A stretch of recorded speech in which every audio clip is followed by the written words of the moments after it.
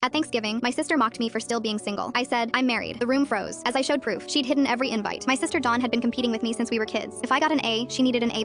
If I bought a new dress, she bought two. If a boy looked at me, she made sure he looked at her instead. By the time we were adults, I'd learned to keep my life private. When I met my husband Oliver, I didn't tell my family for 6 months. He was a pediatric surgeon, kind and quiet, the opposite of every loud, flashy thing Dawn chased. We dated for 2 years before he proposed. I said yes in his kitchen on a random Tuesday night. No fancy restaurant, no photographers, just us and a ring that belonged to his grandmother. I decided to have a small wedding, 30 people, a garden ceremony, simple and intimate. I mailed invitations to my entire family 3 months in advance. My parents, my aunts, my uncles, my cousins. I even sent one to Dawn, hoping maybe she'd be happy for me just once. Nobody came. Not a single person from my family showed up. I called my mom the week before. She said she never got an invitation. I called my aunt. Same thing. I assumed something went wrong with the mail. I was heartbroken but went through with the ceremony anyway. Oliver's family filled the seats. His mother cried happy tears. It was beautiful, but there was an empty space where my family should have been. I tried calling my mom after the honeymoon. She didn't answer. I sent photos to the family group chat. Nobody responded. I stopped reaching out after a few months. For 2 years, I heard nothing. Then my mom called and invited me to Thanksgiving. She said grandma was getting older and wanted the whole family together. I almost said no, but I missed my grandmother. She was the only one who'd ever been genuinely kind to me. I drove 4 hours to my parents' house. When I walked in, everyone was already there. Aunts, uncles, cousins, and Dawn, sitting in the middle of the living room like a queen holding court. She looked me up and down immediately. Well, look who finally showed up. Dinner started normal enough. People passed dishes around, talked about work and kids. I stayed quiet. Then Dawn turned to me with that smile I knew too well. So, still single? The table went quiet. Excuse me? I said. I'm just asking. You're 32 now. No ring, no boyfriend at Thanksgiving dinner. Must be hard watching everyone else settle down. I set down my fork. I'm not single. Dawn laughed. Sure. Where's your husband then? Imaginary? He's at home. I came alone because I wasn't sure I'd be welcome. My mom frowned. Why wouldn't you be welcome? You didn't come to my wedding. None of you did. The table went silent. My mom looked confused. What wedding? I got married 2 years ago. I sent invitations to everyone in this room. Nobody showed up. Nobody even responded. Dawn's face flickered for just a second. I caught it. My aunt spoke up. Honey, I never received any invitation. I pulled out my phone. I have the receipts from the post office. 15 invitations. Tracked delivery. Every single one was marked as delivered. I turned the screen toward the table. 15 tracking numbers. 15 confirmations. My mother's face went pale. I don't understand. I looked at Dawn. You were living with mom and dad 2 years ago, right? Handling the mail while mom recovered from surgery. Dawn stared at her plate. My father spoke slowly. Dawn, did you see any invitation? Silence. Dawn. His voice was harder now. She finally looked up. I was protecting her. From what? From embarrassing herself. You were marrying some random guy nobody had ever met. I figured it wouldn't last. I stared at her. You threw away my wedding invitations. All of them. I was doing you a favor. My mother wasn't at my wedding because of you. My grandmother wasn't there. My father didn't walk me down the aisle because you decided I didn't deserve it. My grandmother's hand was shaking. I missed my granddaughter's wedding. I nodded. Tears formed in her eyes. I would have been there. I would have moved mountains to be there. My mother stood up. Dawn, how could you do this? Dawn's composure cracked. She always gets everything. The good grades, the nice boyfriend, the perfect little life. I just wanted one thing where she didn't win. I stood up and grabbed my coat. I didn't win anything, Dawn. I just lived my life. And you couldn't stand it. I hugged my grandmother. I'll send you wedding photos. I'm sorry you weren't there. I walked out without looking at Dawn. My phone blew up that night. Texts from cousins apologizing. Calls from aunts saying they had no idea. A voicemail from my dad saying Dawn was no longer welcome at family events. I didn't respond to any of it. 3 months later, my grandmother flew out to visit me and Oliver. We renewed our vows in the backyard with just the 3 of us. She cried the whole time and said it was the most beautiful ceremony she'd ever seen. Dawn hasn't spoken to me since Thanksgiving. I haven't reached out either. Some people can't stand watching others be happy. They'll burn down everything just to stand in the ashes and call it victory. I built my life anyway, and no amount of hidden invitations will ever take that from me.